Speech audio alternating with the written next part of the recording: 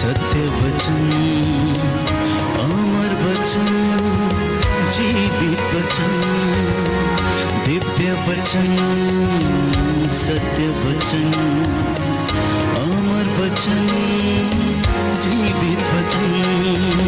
साई दा बामा बनी दा बामा बगरे जनी रे जनी रे जनी रे जनी रे सा। दिव्य वचन, सत्य वचन, अमर वचन, जीवित वचन, दिव्य वचन, दिव्य वचन।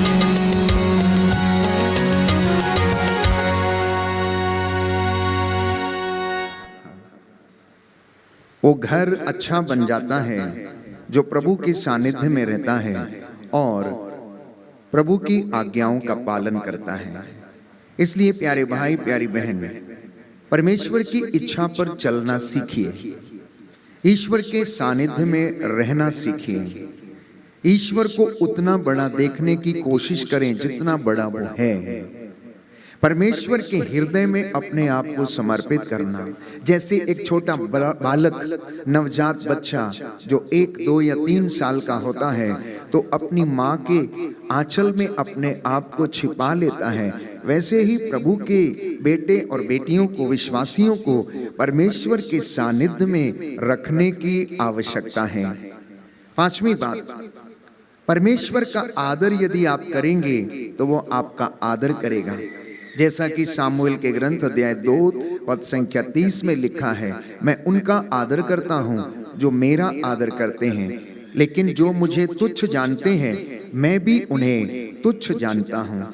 ईमानदारी और वफादारी को अपने गले में पट्टे की तरह बांध लीजिए और प्रभु का घर बनाते जाइए तो वो आपका घर बनाता जाएगा। बोलिए आमीन आमीन। कितने लोग कहते हैं कि आप लोगों ने परमेश्वर का या प्रभु का घर बनाया है?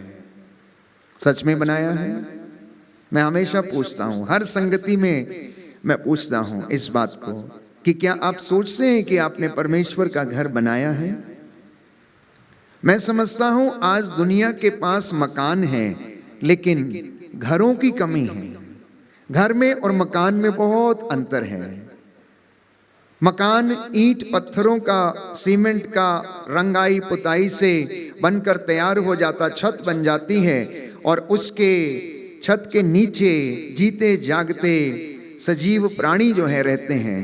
लेकिन घर तब बनता है जब वहां पर प्रेम है, जब वहां पर समझदारी है, वहां पर जब सहनशीलता है, जब वहां पर एक दूसरे के प्रति क्षमा करने का भाव है, एक दूसरे का आदर सत्कार करने का भाव है, तो वहां पर घर का निर्माण होता है। लोगों के पास घर है लेकिन लोगों के पास मकान है लेकिन घरों की कमी है, इसलिए उन घरों में, उन मकानों में शांति नहीं है, दुख बहुत ज्यादा है।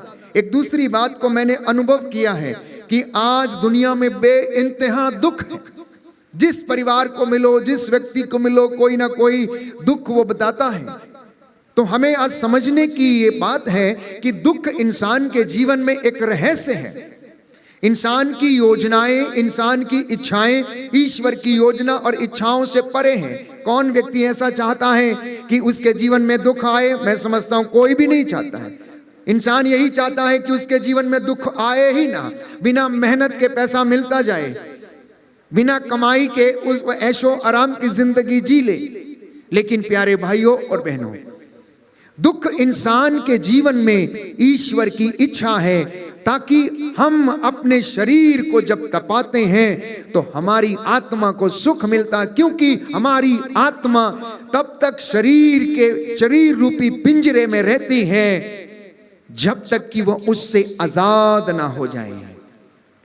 और उस आत्मा की परख प्यारे भाइयों और बहनों हमारे शरीर के दुखों में होती रहती है।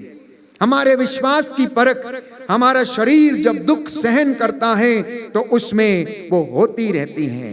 कल हमने बात की थी कि हमारे जीवन में बेइंतहा अशांति है।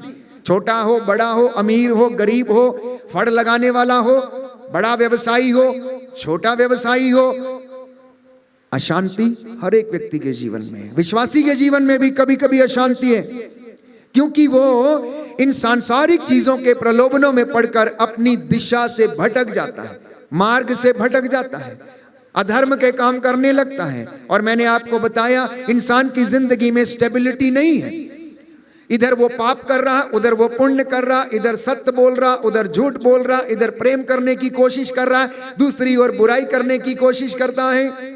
मतलब उतार चढ़ाव उसकी जिंदगी में आते जा रहे हैं। इधर वो प्रकाश में रहने की कोशिश करता है तो कहीं और जाकर अंधकार में रहने की कोशिश करता है। इधर वो अपनी पत्नी के साथ भी ईमानदार रहने की कोशिश करता, लेकिन अन्यत्र कहीं गलत रिश्ते में रहकर अपनी पवित्रता को लगातार खोता रहता है। ये इंसानियत, ये इंसान की हकीकत है, ये हमारी जिंदगी की हकीकत है। प्यारे भाइयों और बहनों, हमें लालटेन लेके ऐसे व्यक्तियों को खोजने की जरूरत नहीं। ये समाज में जिसमें हम रहते हैं, हर दिन, हर पल, हर क्षण आपके दाएं बाएं आजू बाजू ऐसी परिस्थितियां हमें मिलेंगी। तो इंसान की जिंदगी में विपत्तियों का मूल कारण क्या है, दुख का मूल कारण क्या है? मैं समझता हूं कि ईश्वर की आज्ञा का पालन नहीं करना, धर्मशास्त्र की आज्ञा का पालन नहीं करना, अपने धर्मशास्त्रों पर मनन चिंतन नहीं करना, उसमें क्या शिक्षा दी गई है उसको केवल सुनना है, लेकिन जिंदगी में उसको एग्जीक्यूट नहीं करना, पालन नहीं करना है, सत्य की संगत नहीं करनी है, अच्छे लोगों की संगत नहीं करनी। बाइबल कहती है बुरी संगति से अच्छा आचरण भ्रष्ट हो जाता है, बुरी संगति से अच्छा आचरण भ्रष्ट हो जाता। इसलिए कभी कभी माता पिता ये शिकायत करते हैं, फादर जी मेरा बेटा ऐसा नहीं था, वो प्रार्थना करता था, वो दिन में इतनी बार प्रार्थना करता था, चर्च भी जाता था, वचन भी सुनता था, लेकिन अब उसे पता नहीं क्या हो गया है, वो चर्च जाने का नाम नहीं लेता है, वो लड़ता है, झगड़ा करता है। प्यारे भाइयों और बहनों, आपको ध्यान रखना होगा कि उसकी संगति कैसी है, आपको ध्यान रखना होगा कि वो किन लोगों के साथ रहता है, किस प्रकार की विचारधारा के लोगों के साथ रहता है। जैसा आप व्यक्ति के साथ रहेंगे आप वैसे ही बन जाएंगे।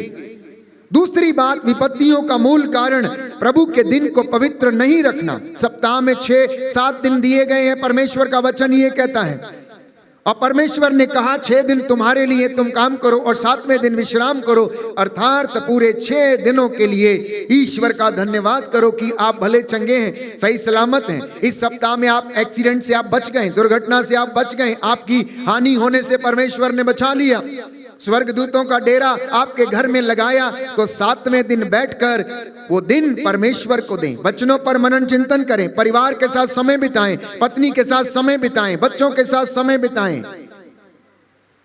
चर्च जाएं, प्रार्थना करें, धन्यवाद दें। इसलिए मैं बार बार कहता हूं, जो माता पिता अपने पत्नी या जो दंपति अपने पति या पत्नी एक दूसरे को समय नहीं देते हैं, उन्हें कोई तीसरा व्यक्ति आके समय देता है और उनको पंख लग जाते हैं और वे उड़ जाते हैं। प्यारे भाइयों और बहनों, जो माता पिता बच्चों को समय नहीं देते हैं, उन्हें भी अपने बच्चों से समय नहीं मिलेगा और वो कहेंगे mummy papa I am very busy, मेरे पास समय नहीं है, मेरी नौकरी ही ऐसी है, नौकरी नहीं करूंगा तो कमाऊंगा कहां से, कमाऊंगा नहीं तो खाऊंगा कहां से, mummy I don't have time, don't worry, don't wait for me, मैं रात को 11 बजे आऊंगा, 12 बजे आऊंगा, मेरा इंतजार नहीं करना।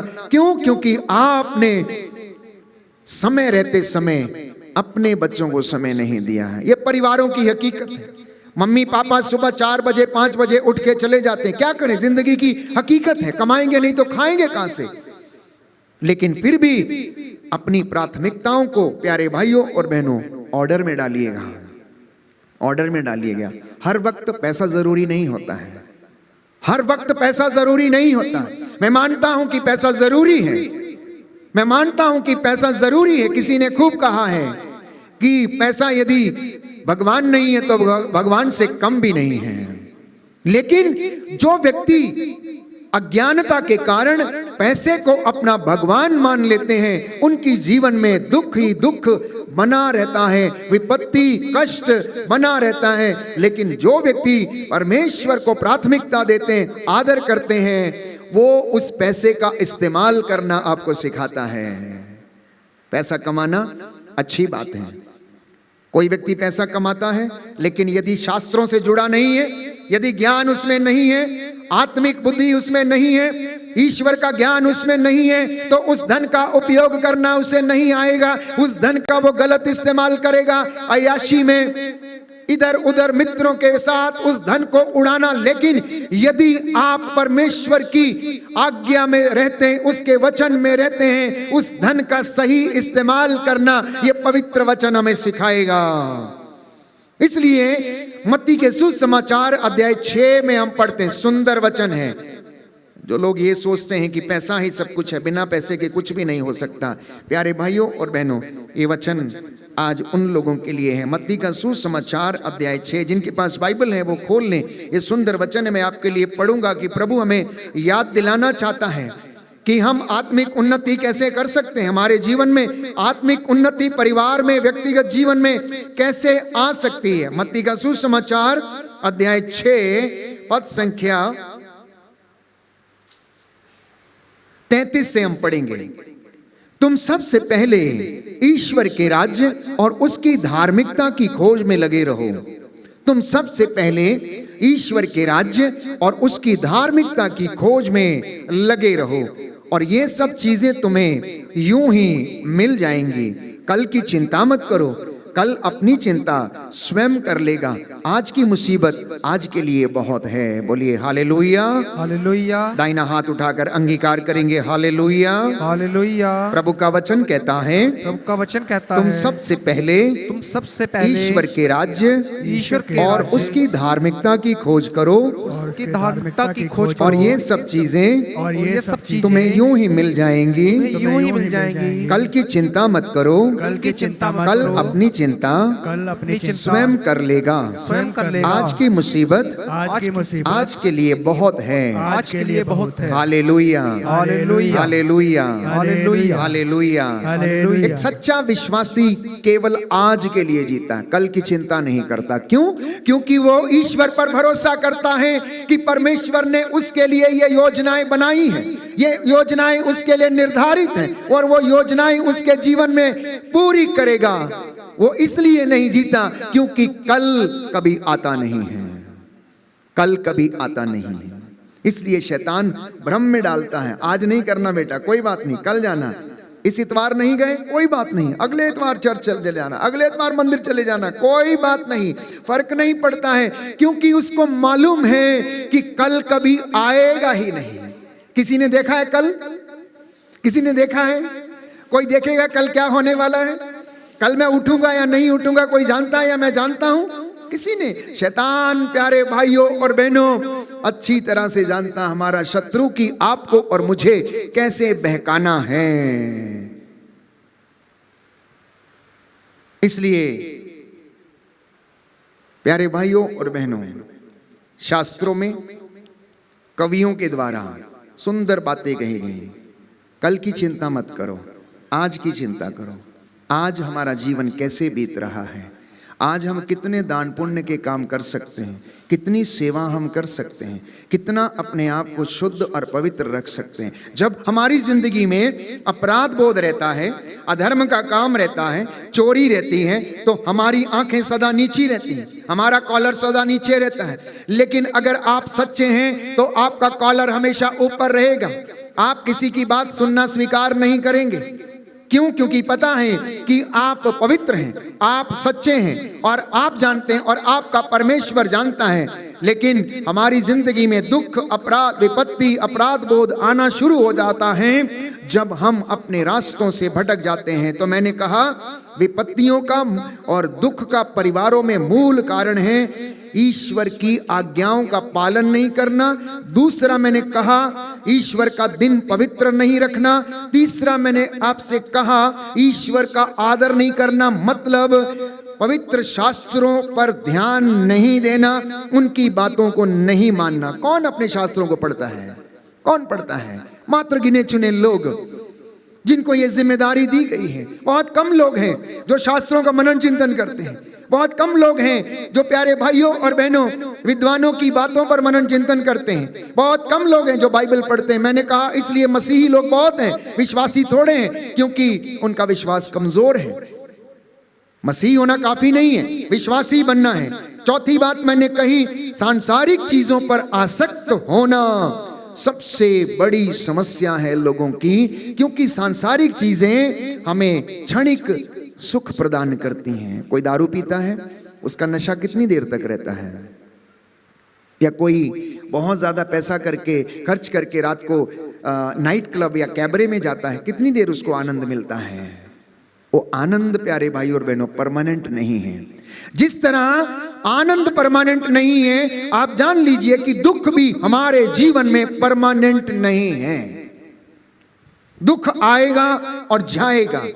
ये मेरे और आपके ऊपर निर्भर करता है कि मैं और आप उसको किस तरह से अपनी जिंदगी में देखने की कोशिश करते हैं। पांचवी बात, अधर्म के काम करना, बुराई करना, ईर्ष्या रखना, अहंकार करने से इंसान अपने आप को ही दुख देता है, अंदर ही अंदर घुटता और जलता रहता है। छठवीं बात, जीवन में धार्मिकता और धार्मिक मूल्यों की कमी के कारण हमारी जिंदगी में विपत्तियां आती हैं और दुख आता है। दुख एक रहस्य है। मैं समझता हूं कि आप में से जितने लोग यहां पर बैठे हैं, हर व्यक्ति के जीवन में कोई ना कोई दुख होगा, कोई ना कोई समस्या होगी। इसीलिए आप यहां पर आए हैं वचन सुनने के लिए।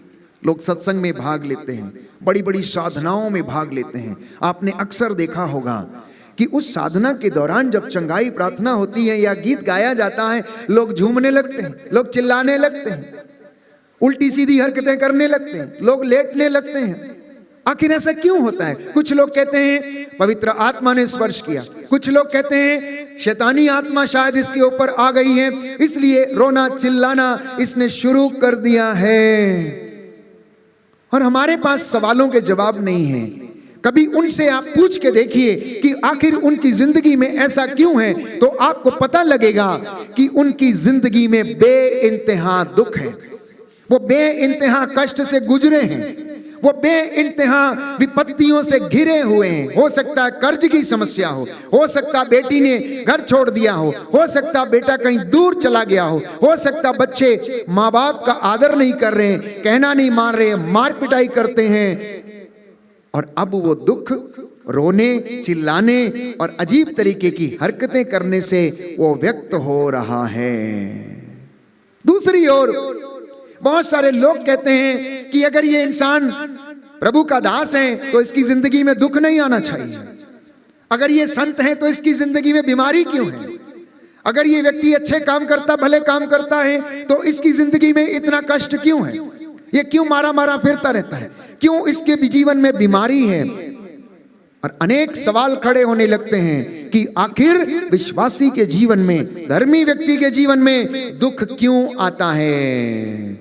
हमें समझने की आवश्यकता है। यही सवाल यदि किया जाए प्यारे भाइयों और बहनों यीशु मसीह के जीवन के विषय में, तो आप लोग जानेंगे कि मत्ती के सुसमाचार अध्याय 16 पद संख्या 21 में एक सुंदर वचन है जिसके विषय में मैं आपके साथ पढ़ना चाहता हूं। ये वचन मैं आपके साथ साझा करना चाहता हूं।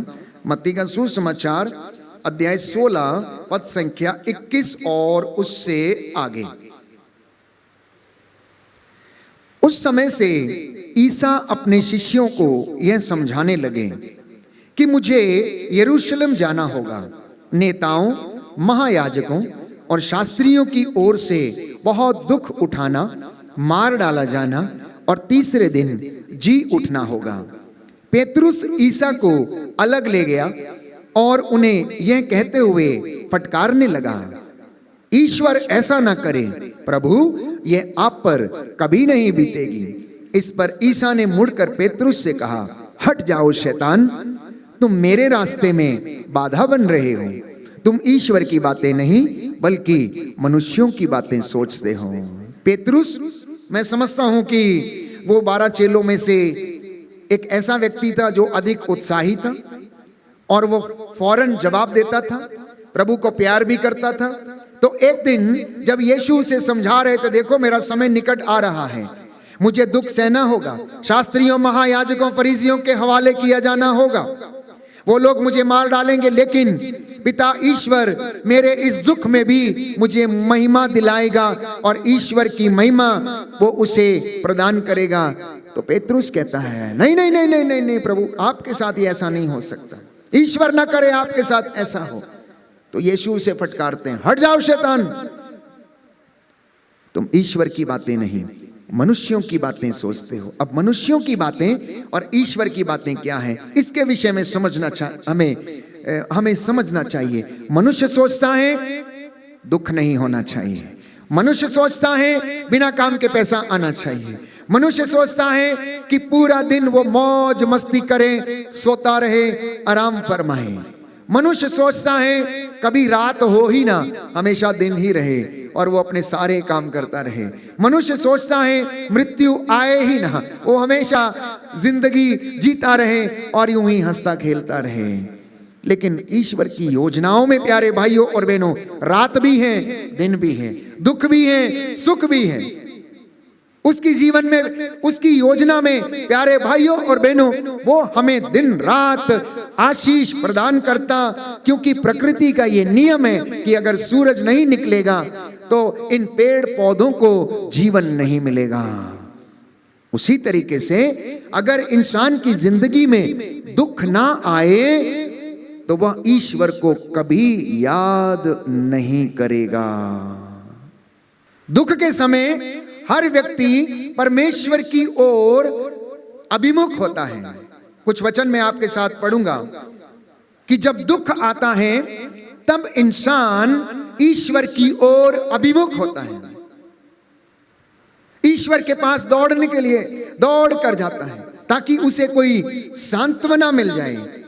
तो प्यारे भाइयों और बहनों, लेकिन वो सुख में नहीं करना चाहता, उसे याद ही नहीं रहता, परमेश्वर का याद ही नहीं रहता, पता ही नहीं रहता है कि ईश्वर है नहीं है, पाठ करना है नहीं है, वचन पढ़ना है नहीं है, ऑल्टर के सामने खड़े होना है नहीं है, सुबह नौकरी पर जाते समय याद करना है नहीं करना है, शाम को घर लौटते समय धन्यवाद देना है नहीं, कोई चिंता नहीं रहती। जब तक उसके पास पैसा है, स्वास्थ्य है, तो वो सब कुछ यूं ही उसके लिए चलता है। तो एमाउस के रास्ते पर दो शिष्य जिनके चेहरे बड़े मलिन थे, वो बड़े दुखी थे, वो दोनों आपस में डिस्कस करते हुए जा रहे थे बीती घटनाओं के विषय में। तो यीशु उनके साथ आके हो लेते हैं और उनसे कहते हैं, लेकिन चेले यीशु को पहचान नहीं पाते हैं। तो प्रभु जब उनके साथ साथ चलने लगते हैं तो प्रभु उनसे पूछते कि तुम किन बातों पर मनन चिंतन कर रहे हो। तो वो उन्हें बताते हैं, तुम ही एक ऐसे व्यक्ति हो जो ये नहीं जानते कि पिछले दिनों यरूशलेम में क्या क्या हुआ है। तो यीशु ने उनसे क्या कहा, रे निर्बुद्धियों, रे निर्बुद्धियों, क्या तुम ये नहीं जानते कि ये होना अनिवार्य था? क्या तुम ये नहीं जानते कि ये होना अनिवार्य था? क्या ये आवश्यक नहीं था कि ईसा दुख सहे और ईश्वर की महिमा में प्रवेश करे? तो प्यारे भाइयों और बहनों, आप जो अपने परिवारों में दुखी रहते हैं, किसी न किसी समस्या के कारण, किसी न किसी दुख के, विपत्ति के कारण, कमजोरी के कारण, तो ये हमारे जीवन का एक हिस्सा है। यदि आप और मैं ईश्वर की योजना को समझें कि ये दुख मेरे परिवार में, मेरे जीवन में क्यों आया है, तो मैं समझता हूं कि हमें ईश्वर की आशीष में बने रहकर उस दुख को सहन करने का सामर्थ्य मिलेगा। बोलिए आमीन, हालेलुया, हालेलुया, हालेलुया। हे प्रभु यीशु, हे प्रभु यीशु, आप दयावान हैं, आप दयावान हैं। इन दुखों के द्वारा, इन दुखों के द्वारा मेरे जीवन में महिमा प्रदान कीजिए, महिमा प्रदान मैं कीजिए। विश्वास करता हूँ, मैं विश्वास करता कि हूँ आपकी योजनाएं कि आपकी योजनाएं मेरे लिए बड़ी गूढ़ हैं, बड़ी गूढ़ हैं। Hallelujah, hallelujah. हे प्रभु यीशु, हे प्रभु यीशु, आपकी योजना मेरे दुख भरे जीवन में भी दुख भरे जीवन में प्रकट होने दीजिए, प्रकट होने दीजिए। Hallelujah, hallelujah, hallelujah, hallelujah. तो मेरा और आपका दुख इस दुनिया में प्यारे भाइयों और बहनों बहुत छोटा है। इतिहास गवाह है, इतिहास हमें बताता है कि एकमात्र ऐसा मनुष्य ईसा मसीह जिसने कि इतना बड़ा दुख सहा, उसके हाथों में पैरों में कील ठोके गए, उसे 40 कोड़े बरसाए गए, शरीर को छलनी किया गया, उसे लताड़ा गया, ठोकरें मारी गई, लात घूंसे मारे गए और कलवरी के रास्ते पर वो 3 बार गिरता रहा। लोगों ने उसे जब प्यास लगी तो सिरका उसे पिलाया, उसे शर्मिंदा किया, 2 डाकुओं के बीच उसे लटकाया गया और वो दुख सहता गया। यीशु का क्या दोष था? वो तो निर्दोष था। आप में से बहुत सारे लोग पूछते हैं, फादर जी ये निर्दोष है, हमने क्या किया है? हमने तो कुछ भी नहीं किया है। हम दिन रात प्रार्थना करते हैं, आखिर मेरे घर से ये व्यक्ति क्यों चला गया?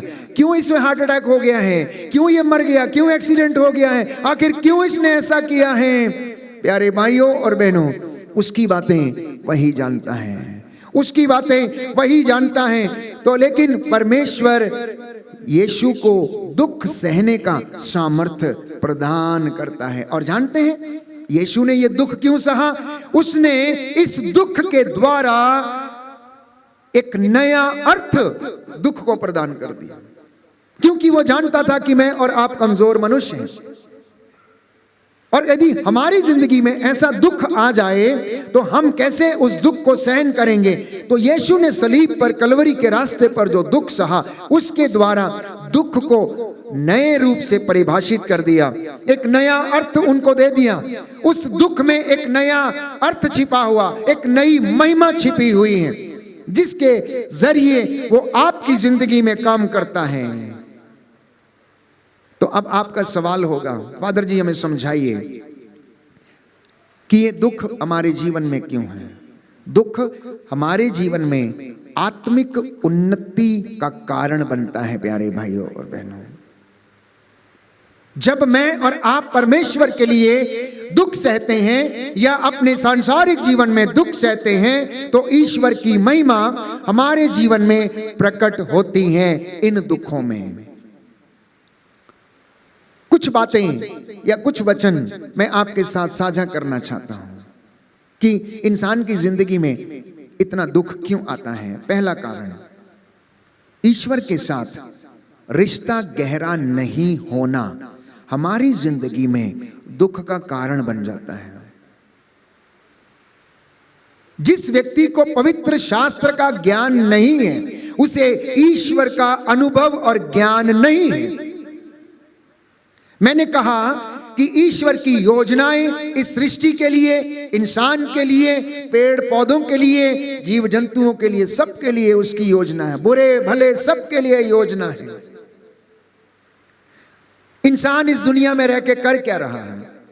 हमारे अन्य धर्मावलंबी भाई या आप लोग, विश्वासी लोग क्यों धर्म के रास्ते पर चलने की कोशिश कर रहे हैं? बस इसीलिए कि थोड़ी शांति मिल जाए, इसीलिए आत्मा को सुख मिल जाए, इसीलिए कि आपके घर में उन्नति रहे, इसीलिए कि आपको घर में शांति सुख मिलता रहे, इसीलिए आप परमेश्वर के पास जाते हैं, इसीलिए आप धूप अगरबत्ती आरती करते हैं, सुबह नाम लेकर बाहर जाते हैं और धन्यवाद देते हुए आप घर में प्रवेश करते हैं। प्यारे भाइयों और बहनों, बस यही कारण है। लेकिन जो व्यक्ति ईश्वर से दूर हैं, जिनका रिश्ता ईश्वर से गहरा नहीं है, वो प्यारे भाइयों और बहनों अपने जीवन में दुख सहते हैं। एक सुंदर वचन है इससे संबंधित, योहन का सुसमाचार अध्याय 15 पद संख्या 5। जिसके पास बाइबल है खोलें, हम इस वचन को दोहराएंगे और इस वचन की सार्थकता प्रभु इस वक्त हमें समझाएगा, उसका महत्व हमें समझाएगा। मेरे पीछे बोलिए हालेलुया।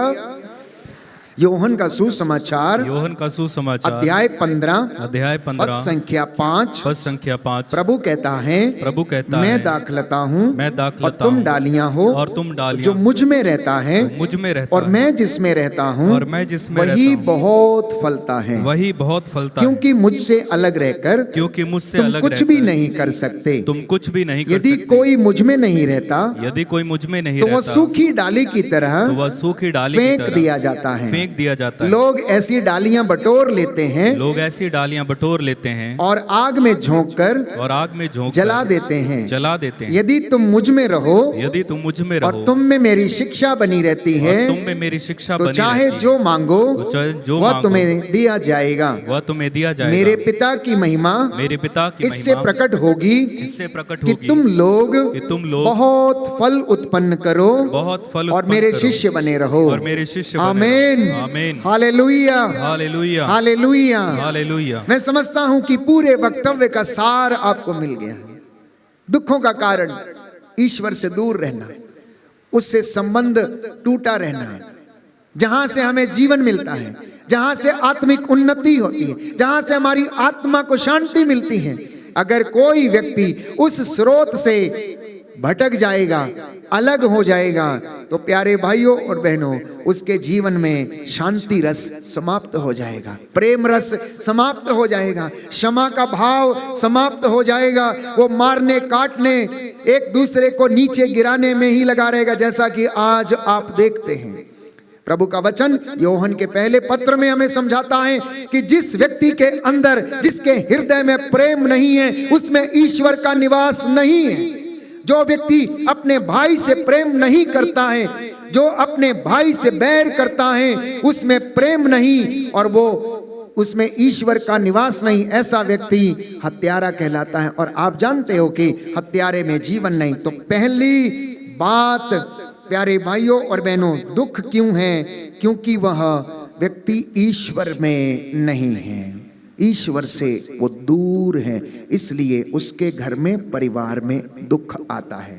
दूसरी बात, विधि विवरण ग्रंथ अध्याय 4 पद संख्या 30, बुक ऑफ ड्यूट्रोनॉमी चैप्टर 4 वर्स 30, एक सुंदर वचन है प्यारे भाइयों और बहनों। इस वचन को भी अंगीकार करेंगे। अब प्रभु यहाँ पर हमें स्पष्ट करता है कि अगर हमारे जीवन में दुख आता है तो इसका कारण क्या है। अध्याय 4 पद संख्या 30 और उससे आगे ये वचन मैं आपके लिए पढ़ूंगा। जब तुम कष्ट से पीड़ित होंगे, जब भविष्य में ये सब विपत्तियां तुमको आक्रांत घेरेंगी, तब तुम फिर प्रभु अपने ईश्वर की ओर अभिमुख हो जाओगे और उसकी आज्ञा का पालन करने लगोगे। बोलिए आमीन, हालेलुया हालेलुया हालेलुया हालेलुया। विधि विवरण ग्रंथ अध्याय 4 पद संख्या 30 प्रभु का वचन कहता है, प्रभु का वचन जब तुम कष्ट से पीड़ित होंगे, जब तुम कष्ट से पीड़ित होगे, जब भविष्य में ये सब विपत्तियां तुमको, जब भविष्य में ये सब विपत्तियां आक्रांत घेरेंगी, आक्रांत घेरेंगी, तब तुम फिर प्रभु अपने ईश्वर की ओर, फिर प्रभु अपने ईश्वर की ओर अभिमुख हो जाओगे, अभिमुख हो जाओगे और उसकी आज्ञा का पालन करने लगोगे। Hallelujah hallelujah hallelujah. हालेलुया। तो मैंने कहा ना, जब इंसान के जीवन में कष्ट आता, दुख आता है, तो वह ईश्वर की ओर अभिमुख होने लगता है। तो दुख हमारी जिंदगी में इसलिए ईश्वर आने देता है ताकि आप उसकी ओर लौटें। दुख में आपकी प्रार्थना दुगनी हो जाए। जितना कष्ट बड़ा है, जितना दुख बड़ा है, आपकी प्रार्थना उतनी ज्यादा हो जानी चाहिए। प्रभु यीशु के जीवन में हम पाते हैं, यूहन्ना पैशन नैरेटिव अर्थात दुख भोग के प्रसंग में लिखते हुए कहता, जब यीशु क्रूस उठाने के लिए तैयारी कर रहा था तो वह गत्सेमनी बाग में औंधे मुंह होकर जाकर लेट जाता है, प्रार्थना करता है और उसका पसीना खून बनकर जो है वो बहने लगता है, वो बहने लगता है। पूरी रात प्रार्थना में बिताया। पेतरुस उस दुख को सहन करना नहीं चाहता था, वो जागना नहीं चाहता था, वो जागना नहीं चाहता था प्यारे भाइयों और बहनों, इसलिए उसने आराम फरमाया। गत्सेमनी के बाहर बैठकर जब प्रभु ने उससे कहा यहाँ बैठे रहो, प्रार्थना करते रहो, 3 बार बेचैनी के कारण यीशु मसीह अपने चेलों को देखने आए कि चेले क्या कर रहे हैं। याकूब, यूहन्ना और पेतरुस उन्हें सोता हुआ पाया, वो जाग नहीं रहे थे, आराम फरमा रहे थे प्यारे भाइयों और बहनों। वो दुख सहने को तैयार नहीं थे, लेकिन यीशु दुख सहने के लिए अपने आप को तैयार कर रहा था। दुख हमें ईश्वर की ओर अभिमुख करता है। दूसरी विशेष बात, दुख हमें ईश्वर की ओर अभिमुख करता है। तीसरी बात कि हमारी जिंदगी में दुख क्यों आता है।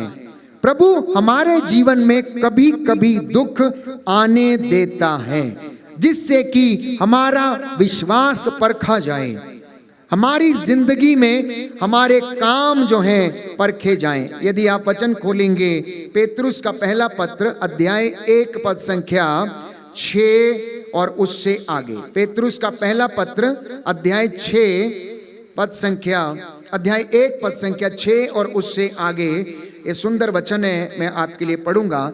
ये आप लोगों के लिए बड़े आनंद का विषय है। हालांकि अभी थोड़े समय के लिए आपको अनेक प्रकार के कष्ट सहने पड़ रहे हैं। यह इसलिए होता है कि आपका विश्वास परीक्षा में खरा निकले। सोना भी तो आग में तपाया जाता है और आपका विश्वास नश्वर सोने से कहीं अधिक मूल्यवान है। दाहिना हाथ उठाकर इस वचन को दोहराएं और याद करें। पेतरुस का पहला पत्र अध्याय 1 पद संख्या 6 प्रभु का वचन कहता है, आप लोगों के लिए बड़े आनंद का विषय है। हालांकि अभी थोड़े समय के लिए आपको अनेक प्रकार के कष्ट सहने पड़ रहे हैं। यह इसलिए होता है कि आपका विश्वास परीक्षा में खरा निकले।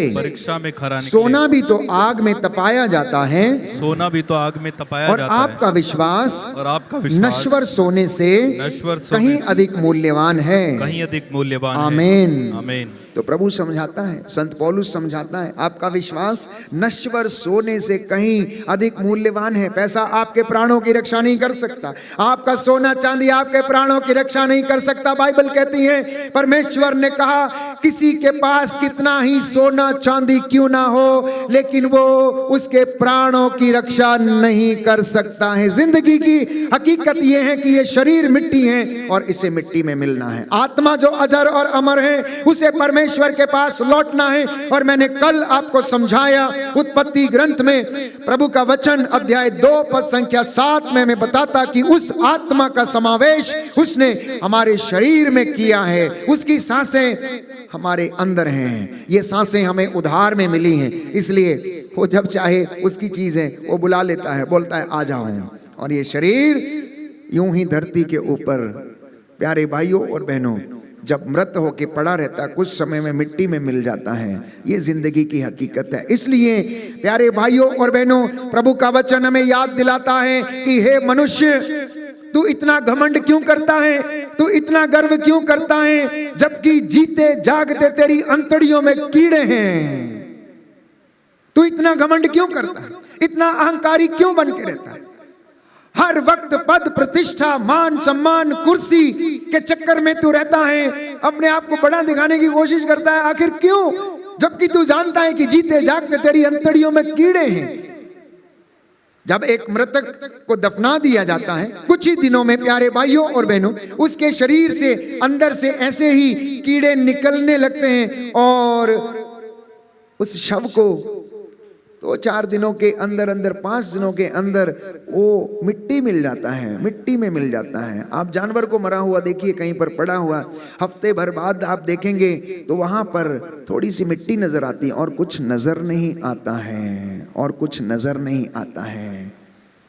इसलिए अगर आत्मिक उन्नति में चलना है, प्रभु में रहना है, तो हमें प्यारे भाइयों और बहनों संत याकूब की बात को ध्यान में रखना होगा कि आप ईर्ष्या से बचें, अपनी जीभ पर नियंत्रण रखें, निंदा से बचें, अहंकारी न बने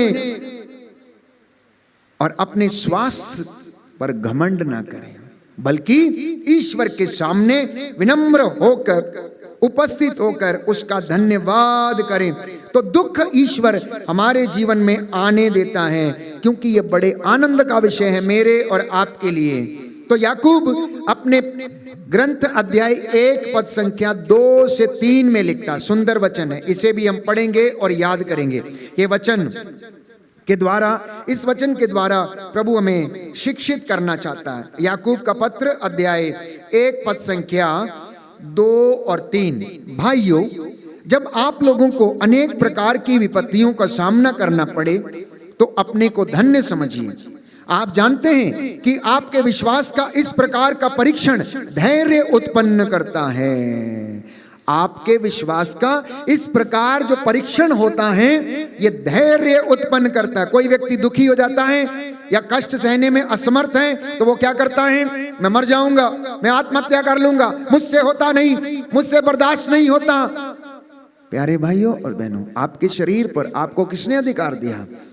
ये शरीर तो ईश्वर के द्वारा आपको वरदान स्वरूप दिया गया, चाहे वो कैसा भी है, मोटा है, काला है, गोरा है, तगड़ा है, नाटा है, छोटा है, जैसा भी है, ये परमेश्वर की इच्छा हमारे जीवन में पूरी होती है प्यारे भाइयों और बहनों। इसलिए ईश्वर की उस सृजित कृति को आनंदमय होकर देखना और ईश्वर का धन्यवाद करना।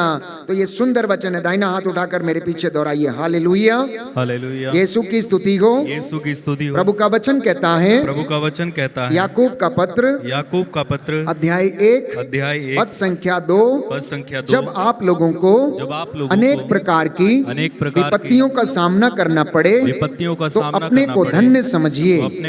आप जानते हैं कि आपके विश्वास का इस प्रकार का परीक्षण धैर्य उत्पन्न करता है। धैर्य को पूर्णता तक पहुंचने दीजिए, जिससे आप लोग स्वयं पूर्ण तथा अनित्य बन जाएं और आप में किसी बात की कमी ना रहे। Hallelujah, hallelujah. यीशु की स्तुति हो, यीशु को धन्यवाद, यीशु की आराधना हो, यीशु की महिमा हो, यीशु को धन्यवाद, हालेलुया। तो दुख क्यों आता हमारी जिंदगी में? पहला बात मैंने कही, प्रभु के साथ गहरा रिश्ता या संबंध नहीं होना। दूसरी बात कि दुख हमें ईश्वर की ओर अभिमुख करता है और कभी कभी ये दुख ईश्वर हमारी जिंदगी में आने देता है। तीसरी बात मैंने कही, प्रभु हमारे जीवन में दुख आने देता है क्योंकि दुख से हमारे विश्वास की परख और परीक्षा होती है और हम खरे उतरते हैं। चौथी बात, प्रार्थना नहीं करना, परिवार में पारिवारिक प्रार्थना का नहीं होना घर में अशांति पैदा करता है।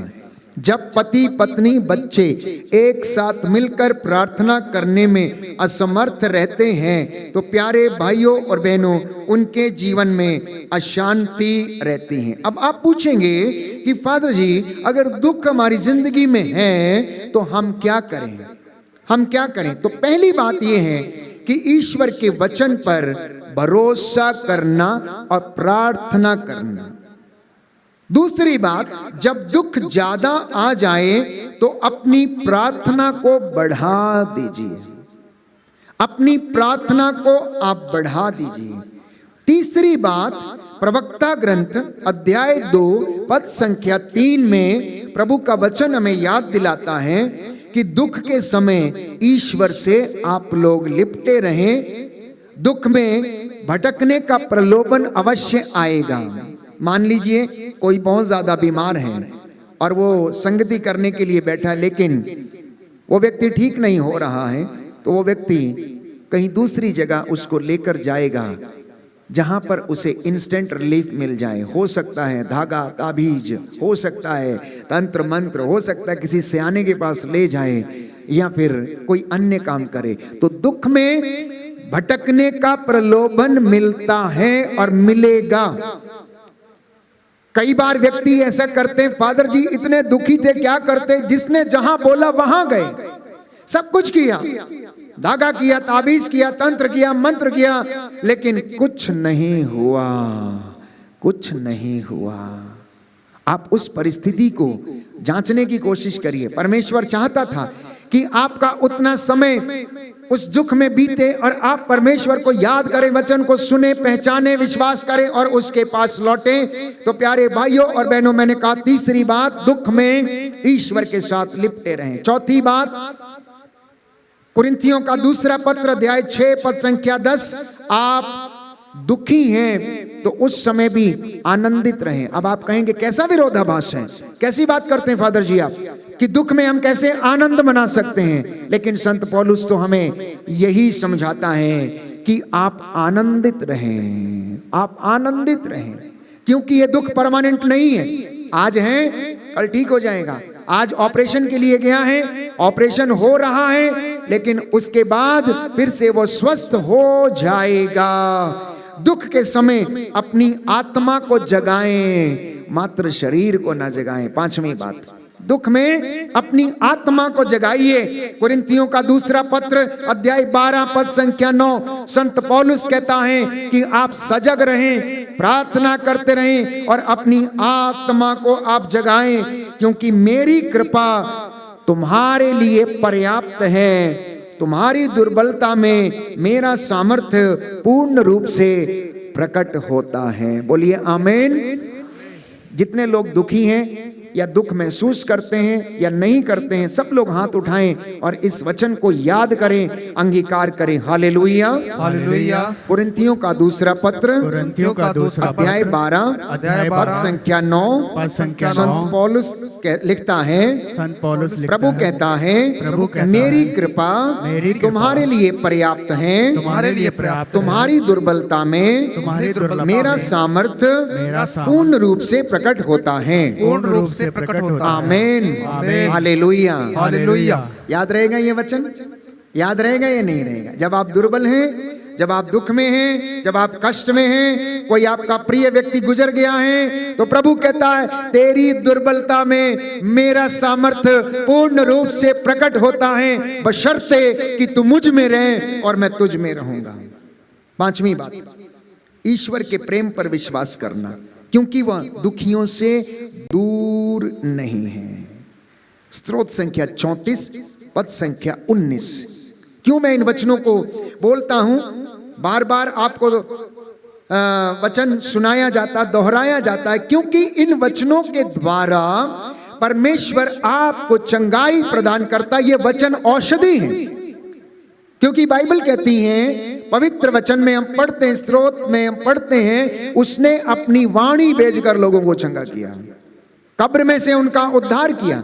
जब उनको वो वचन सुनाया गया तो वो वचन उनके जीवन में कार्य करना शुरू करता है। और प्रभु का वचन हमें बताता है, स्तोत्र संख्या 34 पद संख्या 19, प्रभु दुखियों से दूर नहीं, जिनका मन टूट गया प्रभु उन्हें संभालता है, प्रभु उन्हें संभालता है। बाइबल में एक बहुत प्रभावशाली कहानी है और वो है अय्यूब की कहानी। अय्यूब के जीवन में दुख ही दुख आया।